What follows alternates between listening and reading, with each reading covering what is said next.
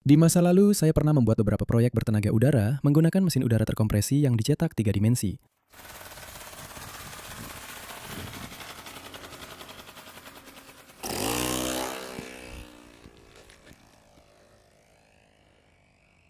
Dan saya juga pernah membuat beberapa sepeda listrik. Tapi saya rasa sudah waktunya saya menggabungkan keduanya. Iya, saya akan membuat sepeda bertenaga udara. Rencananya adalah menggunakan silinder pneumatik yang akan dipasang di dalam rangka sepeda. Ini akan mengubah udara bertekanan menjadi gerakan linier. Gerakan linier ini kemudian dapat diubah menjadi gerakan rotasi yang akan menggerakkan roda belakang. Untuk membuat model CAD, saya harus mengambil beberapa foto rangka sepeda dari berbagai sudut. Foto-foto ini kemudian dapat diimpor ke dalam perangkat lunak CAD Fusion 360 dan disesuaikan skalanya. Saya kemudian dapat menggunakan gambar-gambar ini untuk menelusuri sudut dan panjang tabung rangka.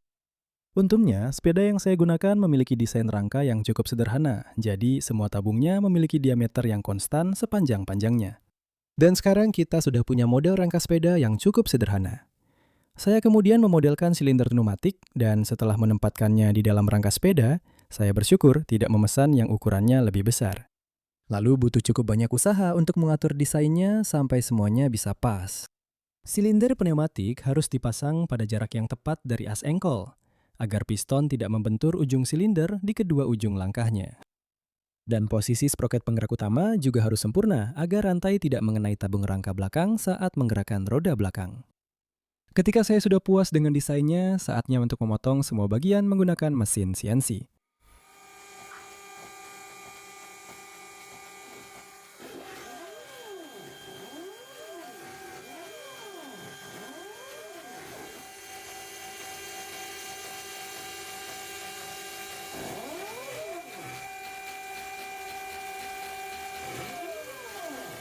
Dan mencetak 3 dimensi penjepit rangka, yang saya buat menggunakan filamen plastik PLA yang disediakan oleh sponsor filamen saya, 3D Prints UK.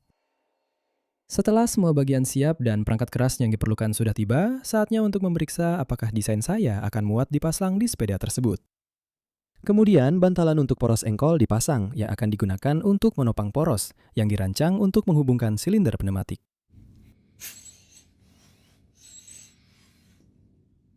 Ke sproket penggerak.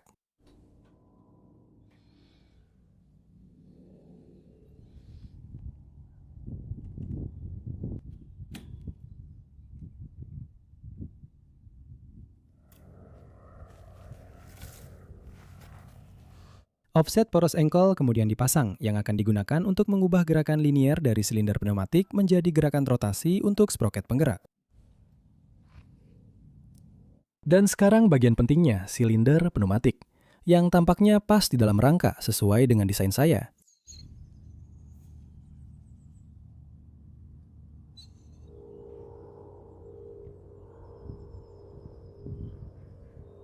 Bagian penting berikutnya, atau mungkin yang paling penting, rantai.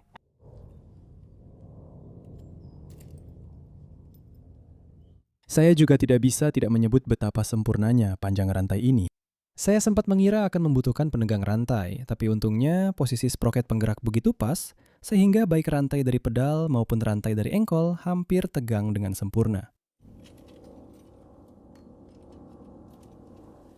Lalu datanglah tugas konyol untuk memasang tabung udara yang besar itu.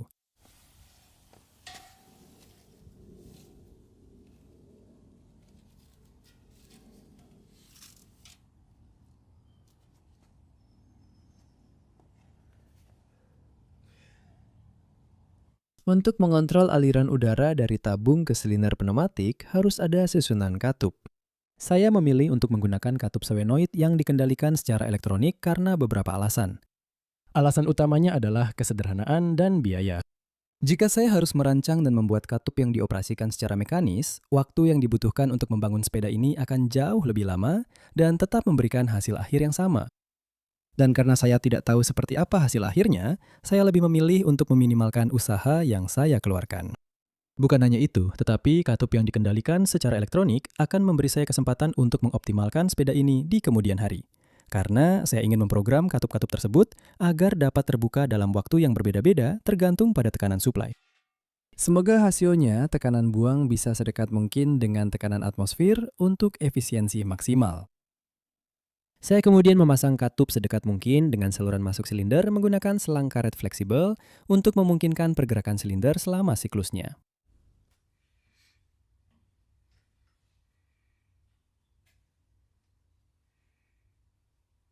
Tes tekanan cepat pada instalasi pipa berhasil dan menghubungkan baterai ke salah satu katup. Benar-benar membuat saya bersemangat untuk segera membuat sepeda ini berjalan. Jadi, saya sudah selesai memasang semua elektronik dan juga instalasi pipa untuk sistem katupnya. Ada 4 katup di sini yang dikendalikan secara elektronik dari Arduino yang ada di bagian belakang sini. Ada sistem relay yang akan memberikan tegangan ke katup-katup ini, dan itu akan membuka katup untuk memasukkan udara atau mengeluarkan udara.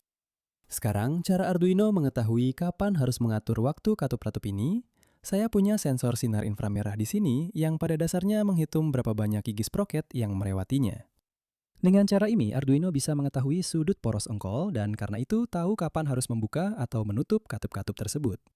Ada juga sebuah saklar di sini yang berfungsi seperti saklar pengaturan nol.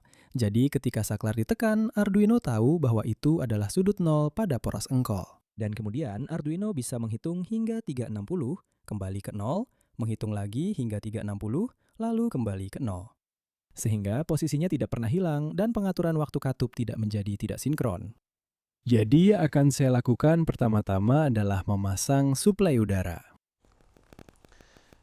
Saya telah membuat kode yang sangat sederhana untuk ini saat ini, yang hanya akan membuka saluran masuk udara untuk satu sisi, lalu membuka saluran masuk udara untuk sisi lainnya. Belum ada pengaturan waktu katup variabel khusus, jadi kita akan coba tes cepat untuk melihat apakah kita bisa membuat rodanya berputar. Jadi kalau saya colokkan ini, sebenarnya saya harus menyalakan elektroniknya dulu. Jadi, colokkan baterainya.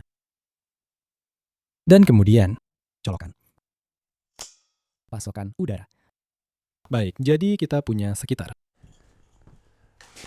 Hanya sekitar 28 PSI sekarang, tidak terlalu banyak tekanan, tapi mari kita lihat apakah ini bisa membuatnya berjalan. Jadi yang perlu saya lakukan untuk menyalakan sepeda ini adalah saya hanya perlu memutar roda sedikit agar saklar homing tertekan, lalu saya tahan gasnya, yang di sini seperti gas jempol. Jika saya tekan sampai maksimal, lalu beri sedikit dorongan.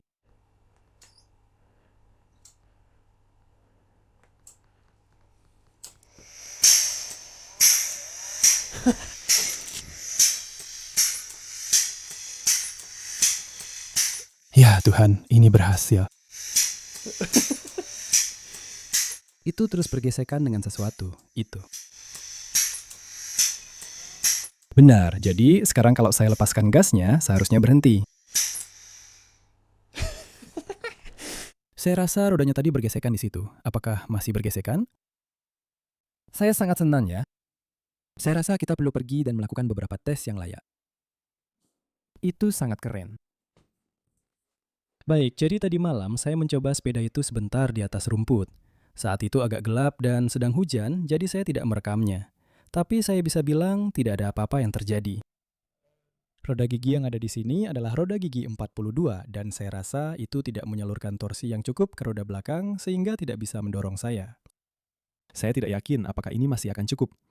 Ini adalah roda gigi 22, jadi secara teori akan menggandakan jumlah torsi. Tapi saat ini saya sedang mengujinya di atas rumput. Kalau ini bisa mendorong saya di atas rumput, pasti bisa juga di aspal. Tapi saya ingin mengujinya sebentar di sini sebelum saya keluar ke aspal. Jadi saya akan mengatur tekanannya ke 50 PSI sekarang. Di tangki ada 80 PSI, 50 PSI lewat regulator, dan saya akan coba naik ke atas ini. Mungkin bukan ide bagus untuk menendang. Katup-katupnya. Benar, jadi. Buka gas. Dan dorong sedikit untuk menekan saklar itu.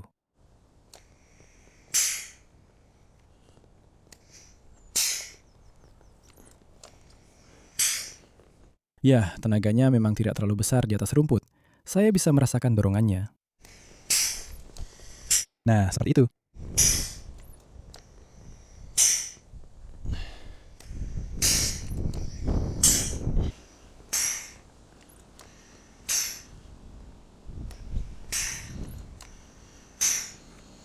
Oke, ini agak kesulitan di atas rumput. Saya rasa sudah waktunya untuk mencobanya di aspal.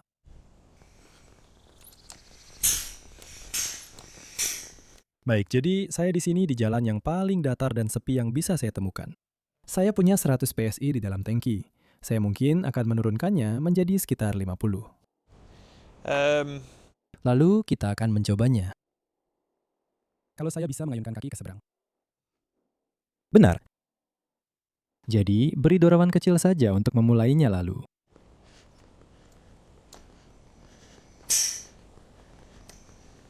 Nah, seperti itu. Ayo.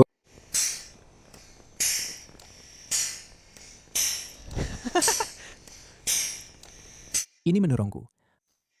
Tidak terlalu cepat.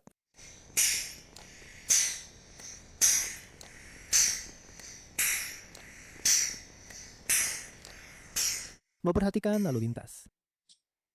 Sebenarnya cukup sulit untuk menjaga keseimbangan dengan tangki besar di belakang ini. Aku akan atur tekanannya sampai 55. Mari coba 55.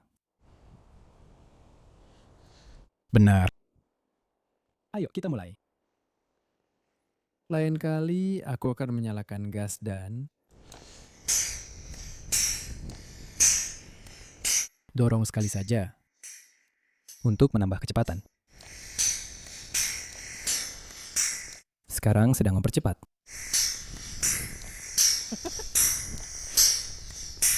Oke, aku juga sedang melawan angin sekarang.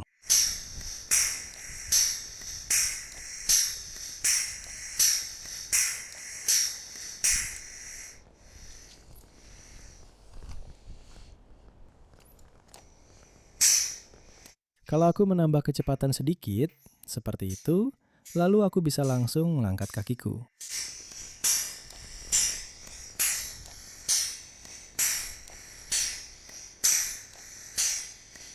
Aku akan mengayuh hanya untuk menambah sedikit kecepatan, hanya untuk melihat bagaimana kerjanya saat melaju kencang.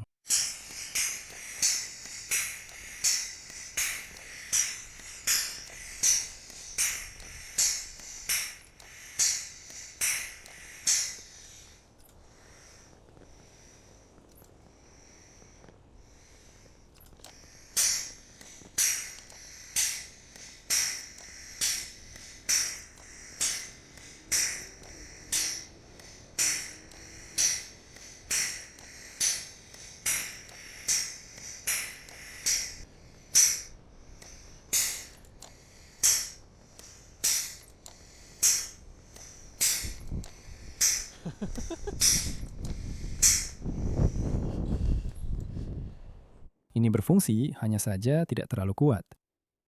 Aku tidak yakin apakah ini benar-benar legal di jalan.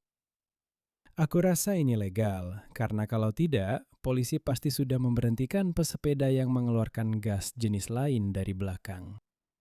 Coba sekali lagi. Tekanannya cuma 40 PSI, jadi aku ragu ini akan banyak berpengaruh. Tapi lebih baik aku pakai semua udara yang aku punya.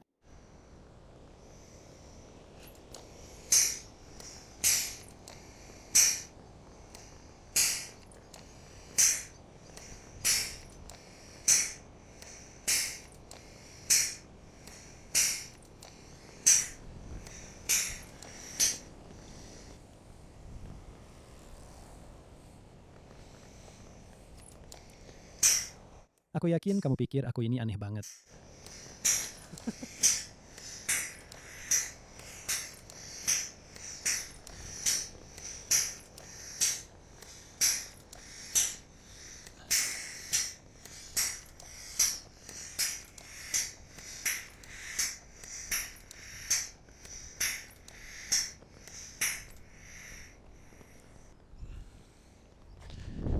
Kadang-kadang waktunya suka ngaco. Aku rasa itu gara-gara inframerah. Sensor sinar inframerah. Jadi seharusnya aku pakai semacam encoder yang layak suatu saat nanti. Tapi itu cukup berhasil. Tekanan udaraku sudah habis, jadi aku harus kembali ke bengkel dan menyalakan kompresor. Tapi aku puas dengan itu. Aku sangat puas dengan itu. Aku tidak bisa bilang aku tidak puas. Ya, 25 PSI dan itu benar-benar sudah mati.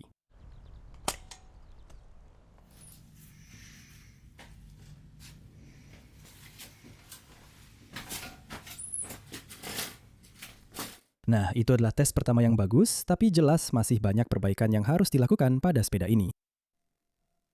Jadi sepeda ini memakan waktu sekitar 4 minggu untuk didesain dan dibangun. Oleh karena itu, ini bukan akhir dari proyek ini. Anggap saja video ini seperti video proyek bagian pertama. Saya ingin membuat video lanjutan di mana saya membahas lebih dalam tentang bagaimana mengoptimalkan sepeda ini. Karena tes pertama tadi, meskipun berhasil, masih jauh dari performa yang saya harapkan. Ada beberapa modifikasi yang perlu saya lakukan secara mekanis pada bagian di bawah sini. Poros engkol yang sekarang di sini tidak bisa bertahan lebih dari 80 PSI. Saya melakukan uji tekanan sebelum saya menyelesaikan pembangunan sepeda ini, dan saya berhasil mematahkan as ini pada sekitar 80 PSI. Itulah sebabnya saya tidak menjalankan uji itu di atas 60 PSI.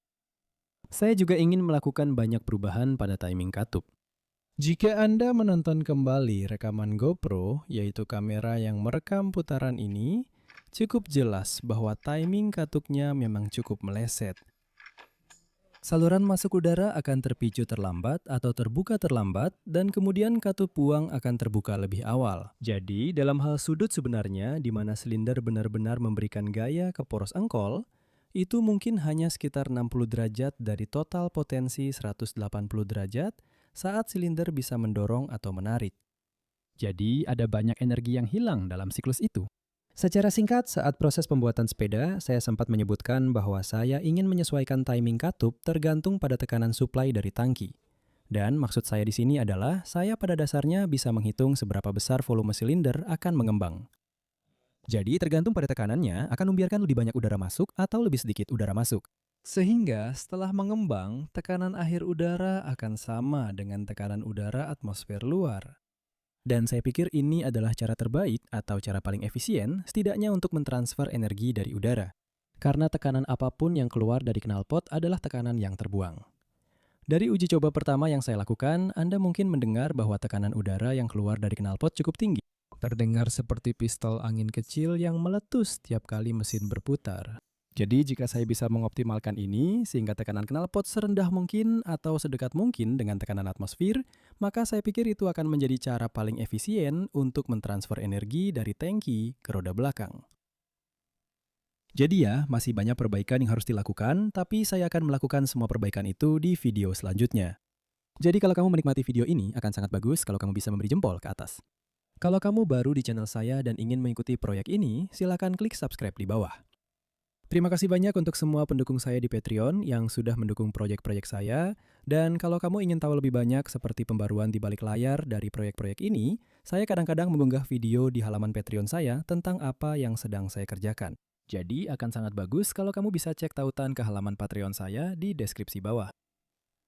Terima kasih sekali lagi sudah menonton dan sampai jumpa di video berikutnya. Sampai jumpa.